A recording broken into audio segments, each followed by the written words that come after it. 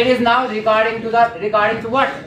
Regarding to the present. पहला हम उठाएंगे, इसका नाम है it is called present simple, और इसका दूसरा नाम है it is called the simple present.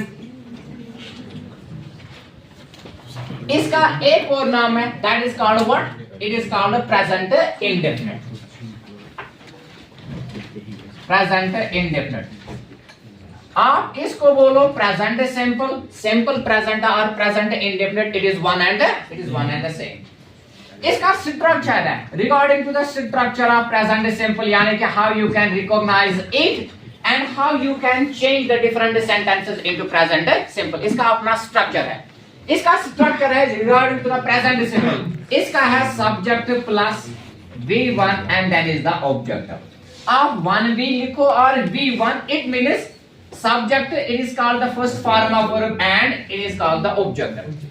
Regarding to the subject means इसे कहा जाता है that is called the doer or agent. What the person is doing, that is called the verb. ठीक है, ये verb जो है verb is always present in a sentence. verb के बगैर sentence नहीं बनेगा. मैंने आपको बार बार कहा है कि verb has been called a king of a sentence. Means there will be no verb. When there is no verb, there will be no tense. And last one is the object. ये वाली जो verb है, verb has 5 different forms. And लेकिन यहाँ पे verb आती है always first form of the verb. अब है क्योंकि ये काम करने वाला रिगार्डिंग टू द सब्जेक्ट है, it may be the singular. ये सब्जेक्ट सिंगुलर भी हो सकता है, मींस काम करने वाला सिंगुलर भी हो सकता है, प्लूरल. अगर सब्जेक्ट आया सिंगुलर, इसका जो वर्ब होगा वो भी होगा singular. If the subject is singular, verb will be also singular. हां, if the subject will be plural, अगर सब्जेक्ट प्लूरल होगा उस वक्त जो वर्ब होगी and verb will also be the plural.